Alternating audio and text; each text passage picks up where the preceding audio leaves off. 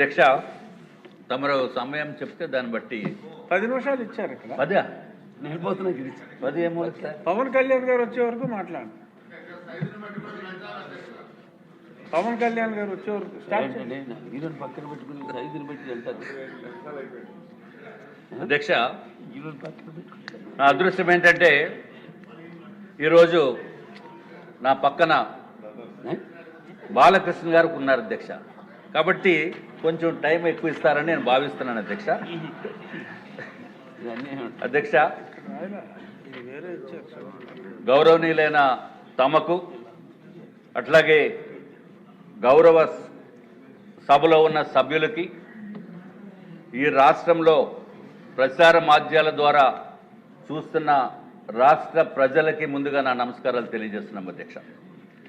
అధ్యక్ష, నాకు 2026-27 బడ్జెట్ సమావేశాల ముందు గవర్నర్ గారు చెప్పిన ప్రసంగానికి ధన్యవాదములు చెప్పే విషయంలో నాకు అవకాశం ఇచ్చినందుకు మీకు ధన్యవాదములు తెలియజేసుకుంటున్నాను అధ్యక్ష.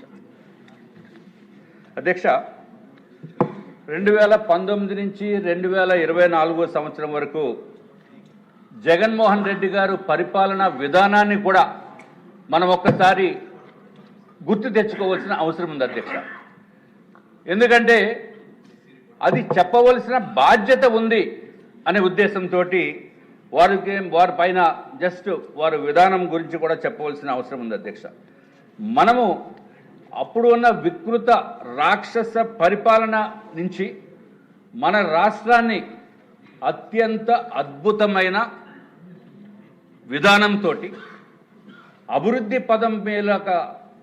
పదంలోకి తీసుకువెళ్తున్న గౌరవ ముఖ్యమంత్రి నారా చంద్రబాబు నాయుడు గారికి, అట్లాగే పవన్ కళ్యాణ్ గారికి, అట్లాగే నరేంద్ర మోడీ గారిని ఒప్పించి మెప్పించి కావలసిన నిధులను తీసుకుని వచ్చి ఆంధ్ర రాష్ట్ర పురోభివృద్ధిపై దృష్టి సారిస్తున్న గౌరవ మంత్రివర్యులకి కూడా నేను ధన్యవాదములు తెలియజేసుకుంటున్నాం అధ్యక్ష.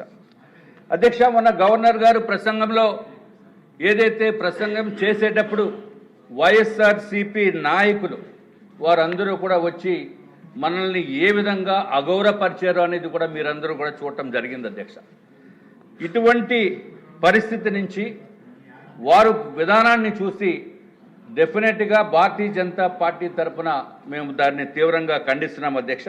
వారు చేసిన విధానం ఏంటంటే అధ్యక్ష, మనల్నే కాకుండా గౌరవ గవర్నర్ గారిని అట్లాగే మిగిలిన సభ్యుల్ని ఆంధ్ర రాష్ట్ర ప్రజల్ని కూడా వారు అగౌరవపరిచినట్టుగా మనం భావించవలసిన అవసరం ఉంది అధ్యక్ష. అధ్యక్ష, డెఫినెట్గా నాకున్న నమ్మకం ఏంటంటే రాష్ట్ర ప్రజలు దీన్ని పరిగణలోకి తీసుకుని మున్ముందు వారికి తగిన సమాధానం చెప్తారు అధ్యక్ష. అధ్యక్ష, ఏదైతే రాక్షస పాలన గురించి మనము మాట్లాడుకుంటున్నామో దాన్ని కూడా ఇంకొకసారి మనం గుర్తు చేసుకోవాల్సిన అవసరం ఉంది అధ్యక్ష. వారి అరాచకాలకి బెదిరింపులకి మన రాష్ట్రం నుంచి అనేక ఇండస్ట్రీస్, ఐటీ కంపెనీస్ కూడా బయటకు వెళ్ళిపోయినాయి అధ్యక్ష. ఏదైతే అమర్ రాజా బ్యాటరీ ఉందో, ఐబిఎం ఉందో, హెచ్ఎస్బిసి ఉందో, అలాగే ఐటీ కంపెనీస్ కూడా రాష్ట్రం నుంచి బయటికి వెళ్ళిపోయిన పరిస్థితి ఉంది అధ్యక్ష. అట్లాగే అధ్యక్ష, కియా మోటార్స్ కూడా బయటికి వాళ్ళకి బెదిరింపులు కూడా జరిగిన విషయం మీ అందరికీ తెలుసు అధ్యక్ష. ఇదివరకు డెమోక్రటిక్గా కాకుండా డిక్టేటర్ కింద పరిపాలన చేసిన విధానాన్ని కూడా మనము గుర్తు చేసుకోవాల్సిన అవసరం ఉంది అధ్యక్ష. అసెంబ్లీలో బూతులు మాట్లాడుతూ అసలు డెమోక్రసీని కూడా డిగ్రేడ్ చేసే పరిస్థితి చేశారు అధ్యక్ష.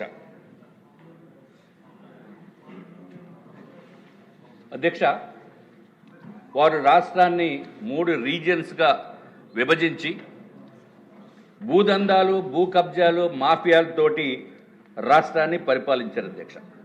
అట్లాగే కాంట్రాక్టర్స్కి పేమెంట్స్ ఇవ్వకుండా నిధుల్ని మళ్లించి రాష్ట్రాన్ని అప్పులు పాలు చేశారు అధ్యక్ష. లిక్కర్ కల్తీ, అన్నిటిలోనే కల్తీ అధ్యక్ష.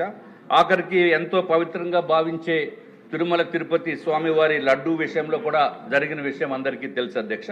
పవిత్ర ఆలయాలను కూడా ధ్వంసం చేసిన ఘనత వైఎస్ఆర్సీపీది అధ్యక్ష. విశాఖపట్నంలో అయితే ఋషికొండని సర్వనాశనం చేసి అక్కడ ఆయనకు కావలసిన విధంగా సుమారు 500 కోట్ల రూపాయలతోటి ఒక ప్యాలెస్ లాంటి భవనాలను నిర్మించుకున్నారు అధ్యక్ష. శాంతి భద్రతలను కంప్లీట్గా గాలికి వదిలేశారు అధ్యక్ష.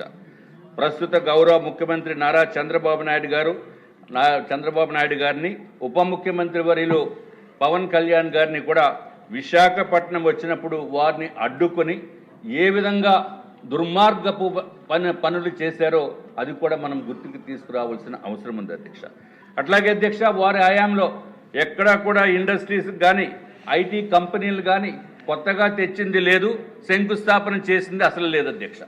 ఐటీ కంపెనీస్కి అయితే అధ్యక్ష ఇన్సెంటివ్స్ ఇవ్వకుండా సుమారు 100 నుంచి 150 కంపెనీలని మూతపడే విధంగా చేసిన ఘనత వైఎస్ఆర్సీపీ అధ్యక్ష.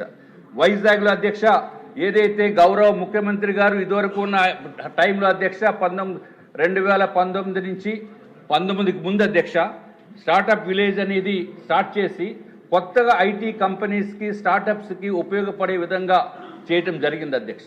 చేసిన తర్వాత ఈ దుర్మార్గపు ప్రభుత్వం, అంతకుముందు ఉన్న ప్రభుత్వం అధ్యక్ష వైఎస్ఆర్సీపీ ప్రభుత్వము ఆ స్టార్టప్ విలేజ్ని కూడా మూసేసేది అధ్యక్ష. మూసేసి తర్వాత నో ఇండస్ట్రీస్ అనేది ఒక కాన్సెప్ట్ కింద పెట్టుకుని నో ఇండస్ట్రీస్ నో ఎంప్లాయ్మెంట్, అదే వారి కాన్సెప్ట్ తోటి చేసిన విధ్వంసకరమైన పరిపాలన అధ్యక్ష. విశాఖపట్నంలో అయితే అధ్యక్ష రైల్వే జోన్ శాంక్షన్ అయితే రైల్వే జోన్కి కావలసిన ల్యాండ్ కూడా ఇవ్వకుండా, కనీసం ల్యాండ్ కూడా కేటాయించకుండా చేసిన పని కూడా వైఎస్ఆర్సీపీ ప్రభుత్వం అని చెప్పి నేను తెలియజేసుకుంటున్నాం అధ్యక్ష. ఏదైతే మాస్టర్ ప్లాన్ రోడ్స్ ఉన్నాయో కోస్టల్ కారిడార్ పనులు కూడా జరగలేదు అధ్యక్ష. కేంద్ర ప్రభుత్వము కేటాయించిన నిధుల్ని కూడా అభివృద్ధి చేయకుండా దారి మళ్లించారు అధ్యక్ష. పోలవరం పనులు జరగలేదు. అట్లాగే భోగాపురం ఎయిర్పోర్ట్కి అయితే అధ్యక్ష ఇదివరకు గౌరవ ముఖ్యమంత్రి గారు శంకుస్థాపన చేసినప్పటికీ కూడా మళ్ళీ ఈయన వెళ్ళి రెండోసారి శంకుస్థాపన చేశారు. చేసిన తర్వాత ఏదైతే 5 years టైంలో అధ్యక్ష కనెక్టివిటీ రోడ్స్ కూడా నిర్మాణం చేయకుండా అలా వదిలేశారు అధ్యక్ష. కనెక్టివిటీ రోడ్స్ చేయకుండా సర్వనాశనం చేసిన ప్రభుత్వము వైఎస్ఆర్సీపీ ప్రభుత్వం అని చెప్పి మీ ద్వారా ప్రజలందరికీ కూడా తెలియజేసుకుంటున్నాం అధ్యక్ష. అప్పుడు అధ్యక్ష అసలు డిస్ట్రక్టివ్ మోడ్ తప్ప రెండో మోడ్ అనేది వాళ్ళకి తెలియదు, కన్స్ట్రక్టివ్ మోడ్ అనేది వారికి తెలియనటువంటి పరిపాలన చేశారు అధ్యక్ష.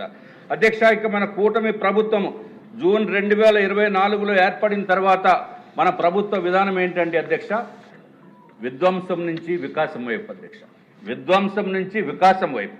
అట్లాగే సూపర్ ఫాస్ట్గా సూపర్ 6 పథకాలని అమలు చేయటం అధ్యక్ష, సూపర్ ఫాస్ట్గా కూడా అధ్యక్ష. అట్లాగే సంక్షేమము అభివృద్ధి మా ఎజెండాగా నవ్యాంధ్ర నిర్మాణం దిశగా గౌరవ ముఖ్యమంత్రి గారు చేపట్టిన విధానాలను చూస్తే ప్రజలందరూ కూడా యావత్ భారతదేశంలో ఉన్న ప్రతి ఒక్కరు కూడా ఆశ్చర్యపోయే పరిస్థితి అధ్యక్ష.